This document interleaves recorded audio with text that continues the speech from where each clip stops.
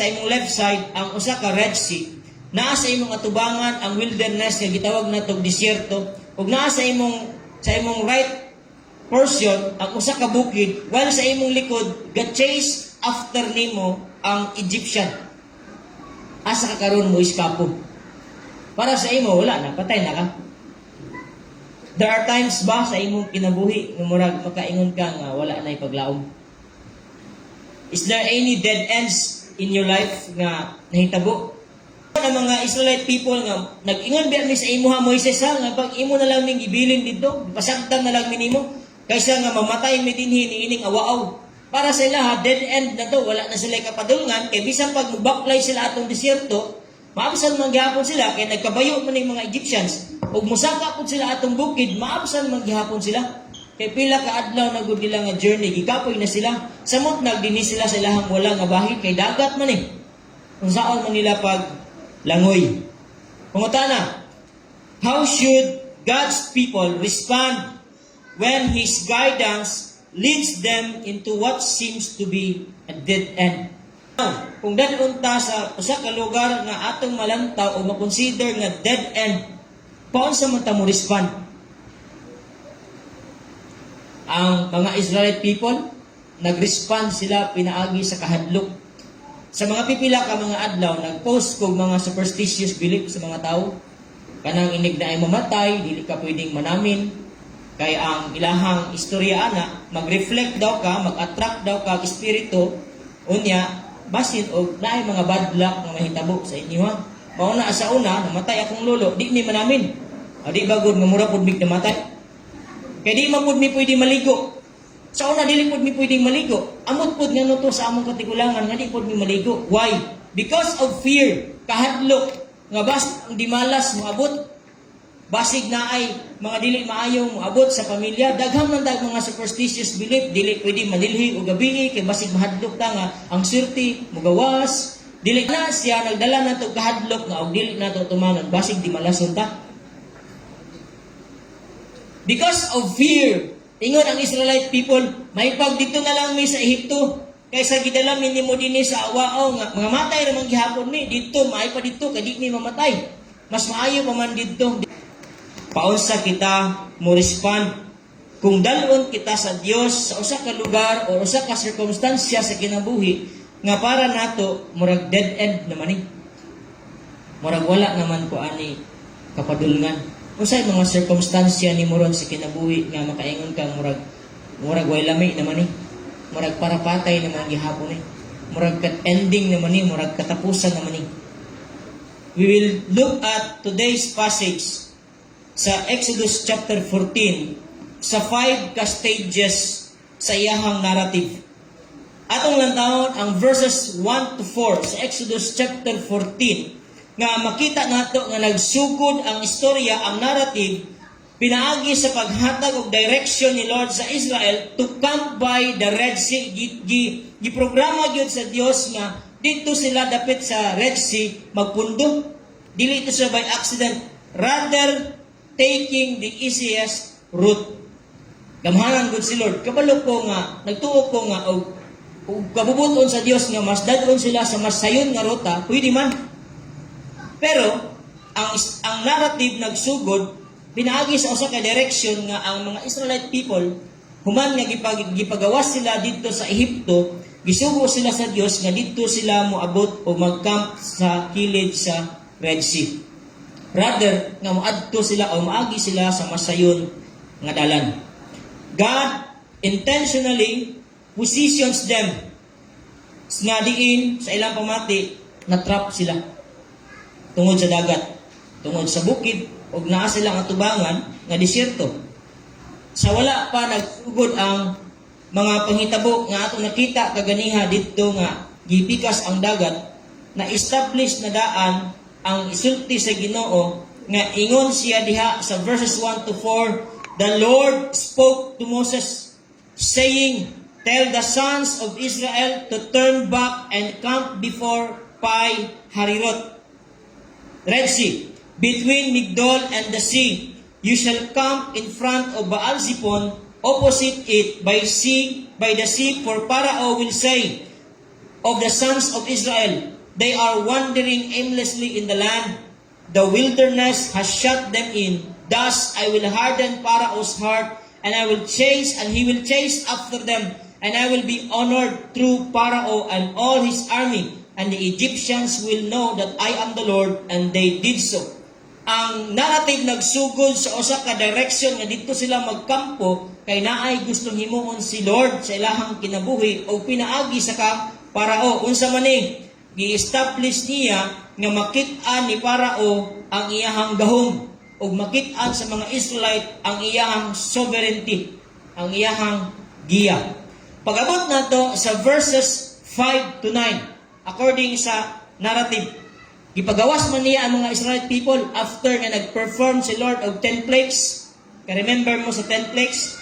Human nga iyahang gipagawas ang mga Ehipto, naabot na dito ang mga ang mga Israelite, naabot na ang Israelite people dito sa lugar nga asa sila gisugo ni Lord.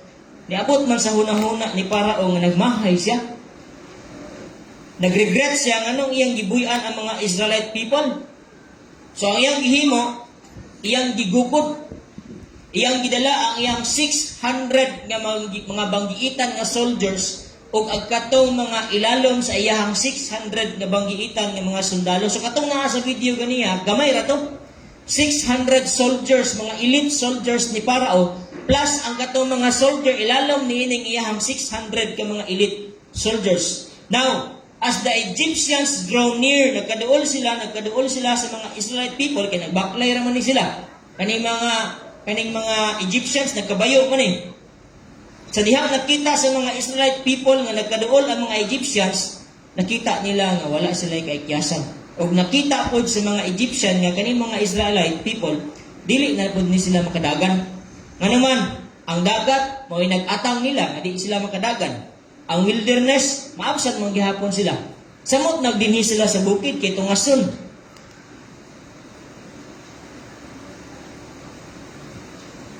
What initially seemed like an inconvenient road now becomes an impossible situation.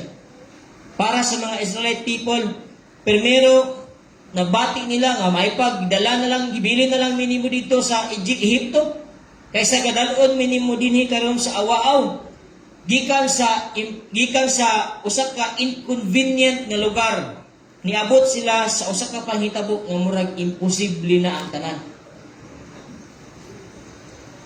Nga nagsugod na sila pangutana o question kang Moses. Now, diri nga narrative, diri nga passage, makaingon kita kung how can God's people, paunsa ang mga katawhan sa Dios maka-eskapo kung wala na visible nga dalan nga agyanan. How can God's people escape when there is no visible way out? E kung imong basahon ang verses 5 to 9, when the king of Egypt was told that the people had fled, Pharaoh and his servants had a change of heart. Nausap ang iyang hunahuna, ang iyang kasing-kasing toward the people. And they said, what is this that we have done, that we have let Israel go from serving us? Kay ilagod ni mga ulipon ang Israeli people. Wala na yung alagad nila. Na-change ang ilang mind. So he made his chariot ready and took his people with him. And he took 600 select chariots and all the other chariots of Egypt with the officers over all of them. The Lord hardened the heart of Pharaoh, king of Egypt, and he chased after the sons of Israel as the sons of Israel were going out boldly. Malipayon man ni sila nga nigawas gikan sa Egypt. Grabe ang ilahang kumpiyansa sa Ginoo ining panahon na kay nigawas na gud sila sa Egypt. Then the Egyptians chased after them. Human nga gigukod sila sa mga Ehiptohanon, nipuli ang ilahang kahadlok with all horses and chariots of Pharaoh, his horsemen and his army, and they overtook them camping by the sea. Nakitaan sila sa mga Ehiptohanon beside the Pi Hahirot in front of Baal Zephon. Pag-abot na ito, tiha sa verses 10 to 18. Sadyang nakita nila ang mga Israelite people, ang mga Egyptian nga nagbukod sila hang atuol na. They respond with fear and panic. O wala lang sila nahadlok, nag-complain pa gid sila against Moses. Ingon sila, Moses, may pa man og imo na lang may gibilin dito sa Ehipto kaysa nga mag-atubang ni aning awaaw nga mga matay raman mi gihapon diri.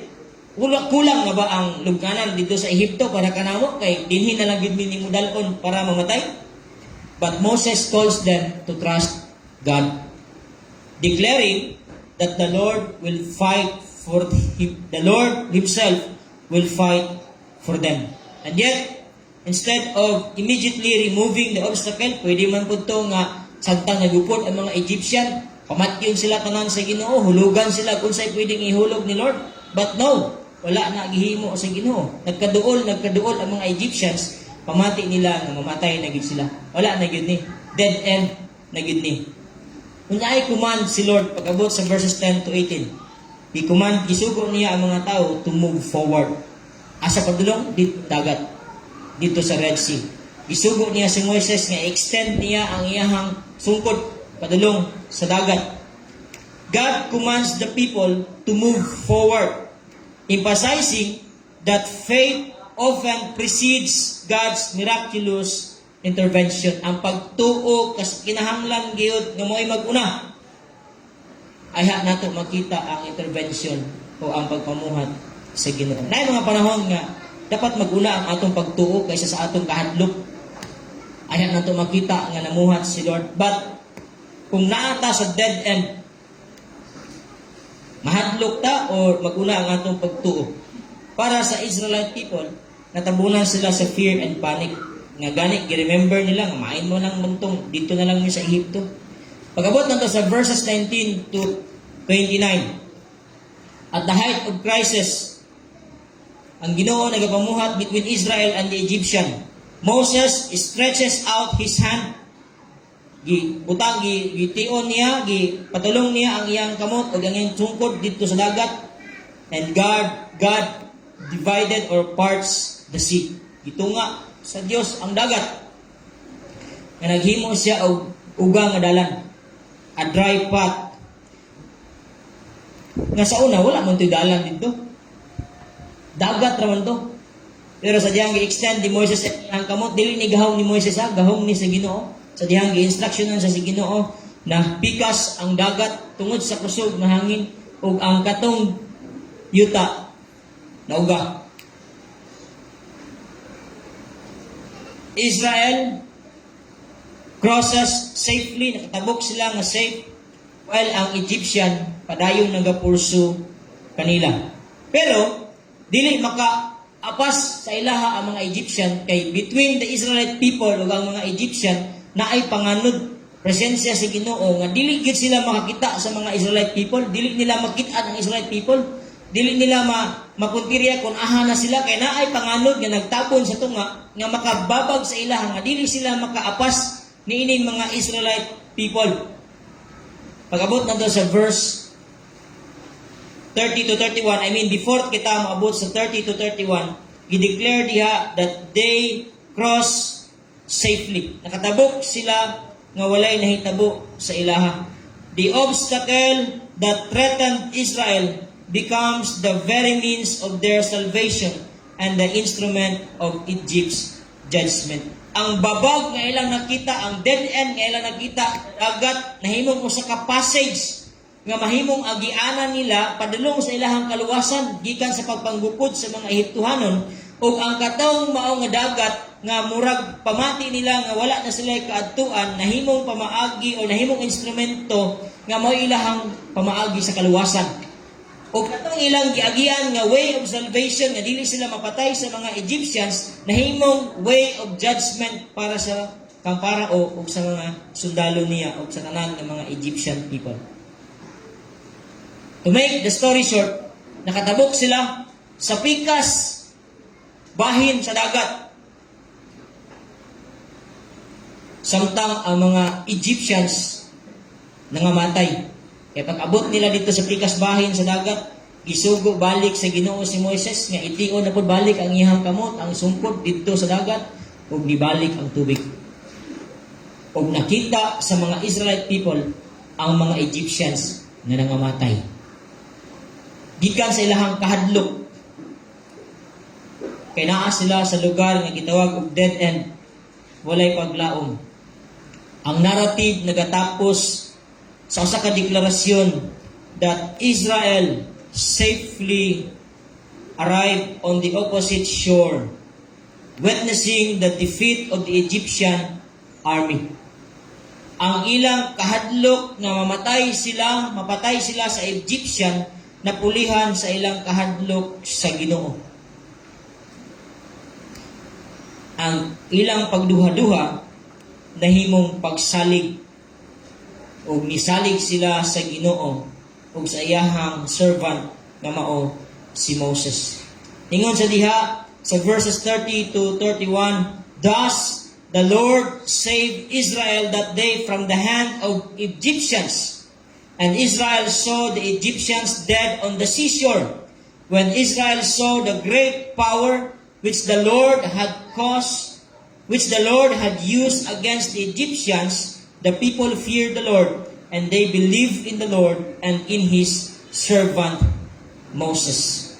The chapter closes not with fear or anxiety, but with confidence nga ang Ginoo ilang maoy manlalaban. A dead end as a way of escape.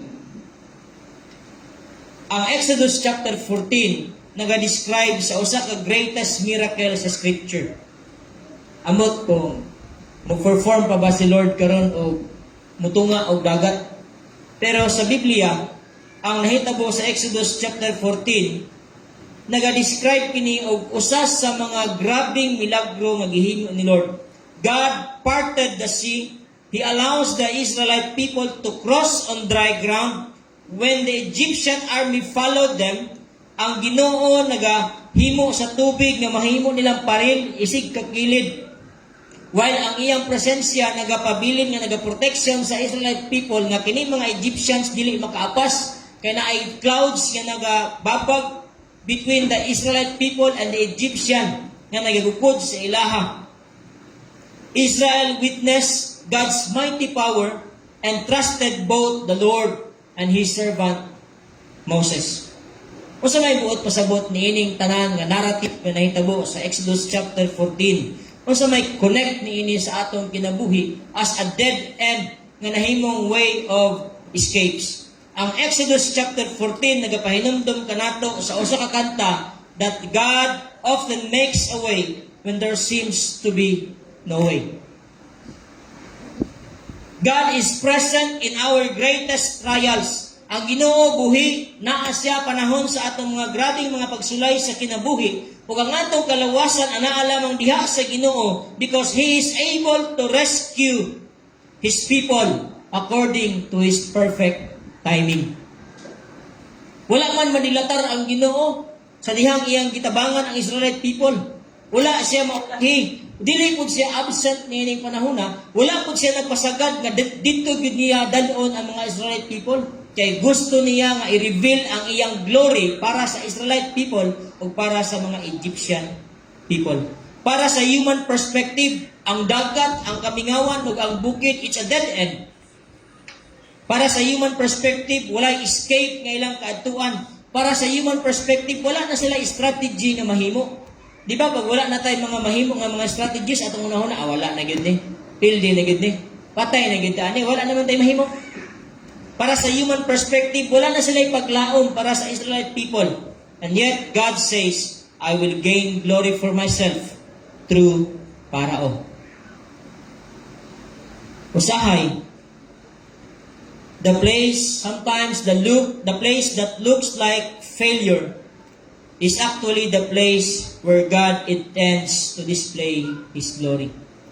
Na mga panahon sa atong kinabuhi nga usahay atong lantaw pakyas na ta. Naay mga higayon nga dalon ta sa usa ka lugar sa Dios nga atong panglantaw dead end na, the end na sa atong kinabuhi. Pero dili di ay kay kana di ay siya nga lugar ng mga circumstances sa atong kinabuhi, mao na siya ang lugar nga dadon ka sa Dios kay iyang i-display ang iyang himaya. Ang dead end sa atong kinabuhi usahay ma-expose ang atong fear. Tungod kay nakita nila nga wala na sila kaadtuan ing sila kang Moses, paggibilin na lang minimo dito sa Ehipto. Kaysa nga mga matay ni aning kamingawan, awaaw. Dead ends expose our fears. Unsa may imong fears karon? Nahadlok ba ka nga og manamin ka nga naay mamatay basig mo kuyo kumatrak ang daotang espiritu, ang bad luck, mahadlok ba kag manilhig kag magabii kay basig mo gawas ang dimalas o ang swerte sa imong paminimalay? Mahadlok ba kag unsa-unsa ni? O unsa na ang mga gituuhan nato nga magahadlok kanato? What are those dead ends that brings you fear? That brings fear sa ato ang kinabuhi. What are those doubts? Unsay mga pagduha-duha karon nga naa sa imong ato ang kinabuhi? Unsay may mga butang nga ma-considered nato as dead end? Sometimes even ang kanang ending sa relationship na mga tao nga magbulag, mag-separate sila sa ilang loved ones, pamati nila murag dead end na po. Especially sa mga batanon ng mga tao. And also this applies to mga older men and women. Usahay, feel na to nga murag wala na ipaglaom. Labi na kung naatay mga problema. Ang dead end mag-expose ato ang fear, atong dependence, ug asa pod makita diha kung kakinsa kita ni salig. Wala man ni nagsalig ng mga Israelite people sa Ginoo pag-ayog yun. Kulang man gid ni sila pagsalig sa Ginoo. Mura ra man pud ni kitagod. Hello. Pag naa na gani sa dead end, wala na kay eskapo, wala na kay strategy, mo na wala na, the end na. Sa pa may dugayon. Sa pa may himuon na to, wala na nga rin. Masahay, magunahon na ta, murag dead end na sigit sa Pilipinas niya. Piki na gini atong nasod. Unang akong pag-ampo o akong pagpangutana sa Ginoo, Lord, saan ka ni mo pag-redeem ning among nasod no nga mabalik nis pamaagi nga. Uy, ang tao ba nga dili angol. Dead end. Para sa perspective ni Lord, sometimes or most of the times, what appears to be the end may actually be the beginning of God's greatest work. Again, what appears to be the end may actually be the beginning of God's greatest work. Usahay ang atong panglantaw nga katapusan na para sa Dios mao ni iyahang pamaagi para magsugod siya sa mas tindot nga trabaho sa imong kinabuhi.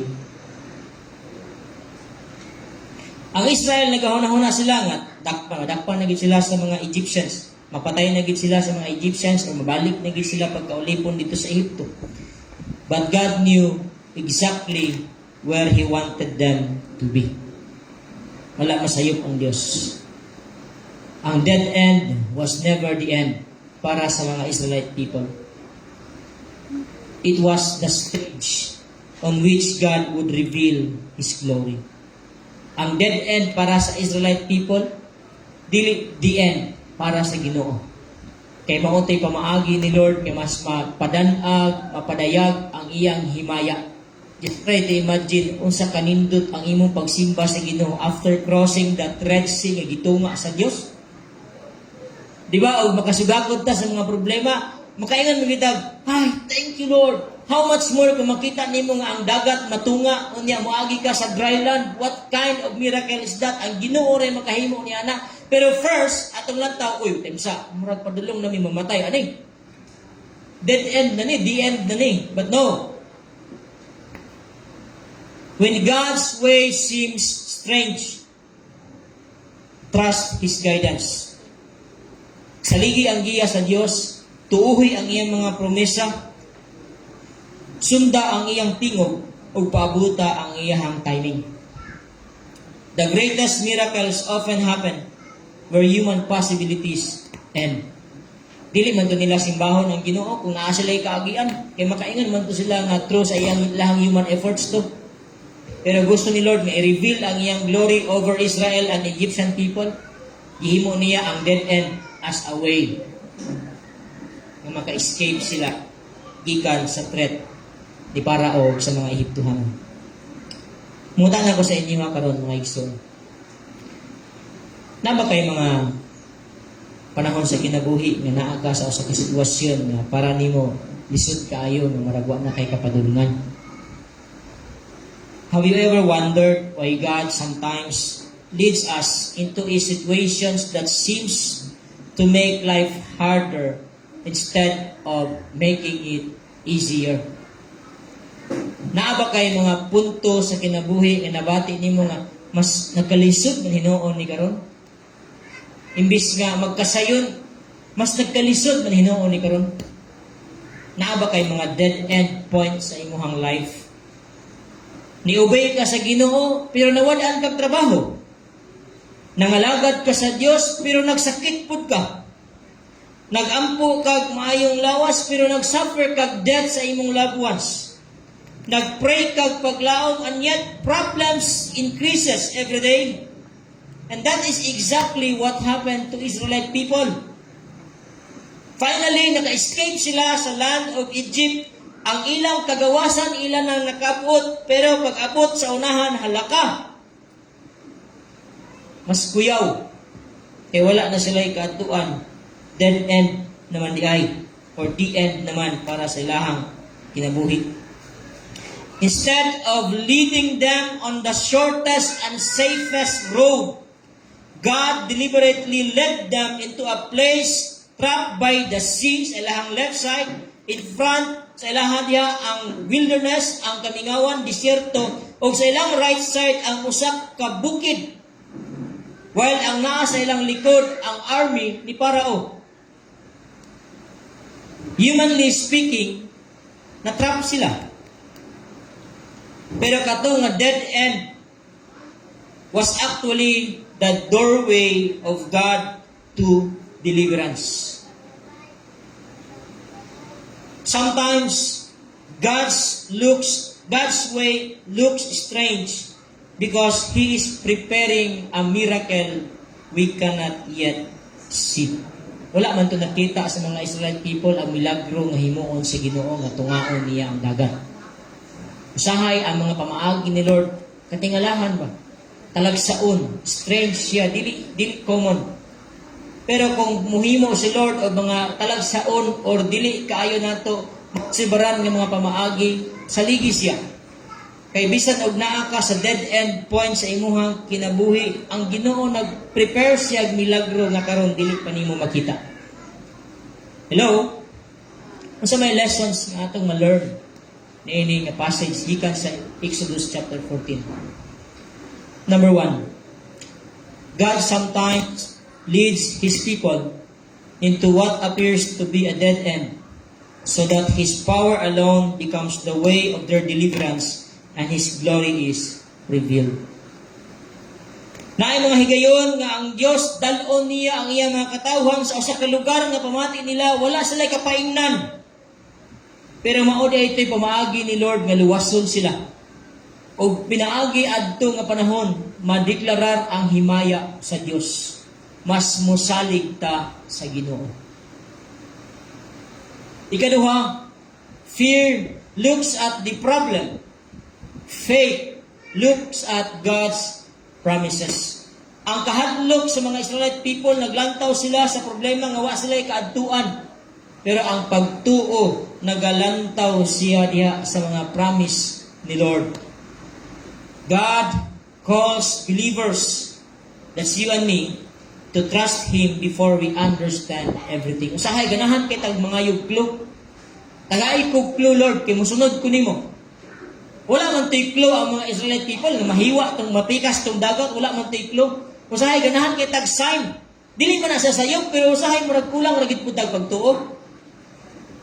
Usahay ra ba ang tao ilang una-una basta sayon pamaagi sa Dios, basta lisod dili ni iya si Ginoo. Pero mangutana ta sa atong kinabuhi karon sa atong kaugalingon, sayon ba tong na-experience sa Israelite? No.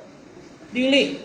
Wala sila nakita nga way of escape, dead end to para sa ilaha, but God calls them to trust Him before they understand everything.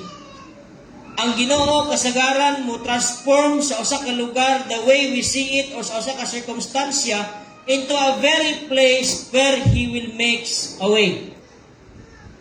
And I think ang pinaka the best song na atong i-respond ani kung pananglit na aman is God will make a way. Usahay, makaplagan nato ang atong kaugalingon nga nailalom kita sa mga problema ug niya lantaw nato muragwa na gitay kay kiyasan. Do not panic. God can open up a way. Kung sa mga dead ends nimo sa imong kinabuhi, that's not the end of your life. Wala ko na human ang Ginoo. Namuhat pa siya. And He will perform the greatest miracle sa inyong kinabuhi o sa atong mga kinabuhi.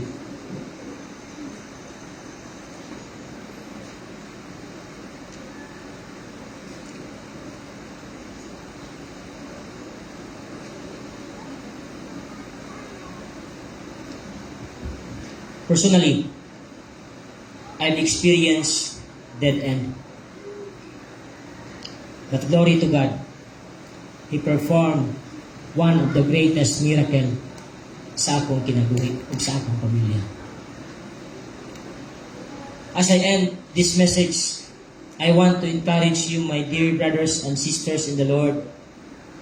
Ingon sa diha, God often transform the places we see no way out into the very places where He makes a way.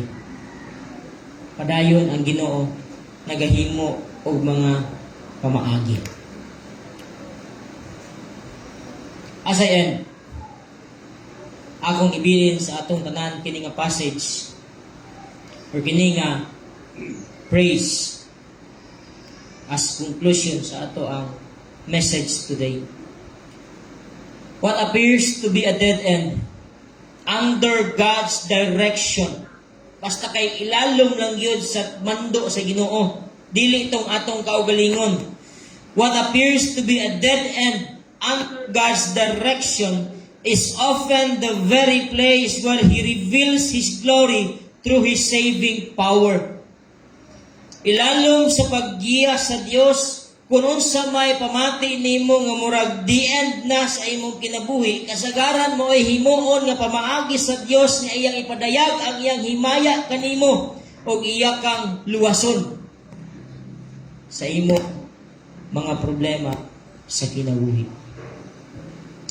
When God's way seems strange. Good morning. O God bless ang atong tanan.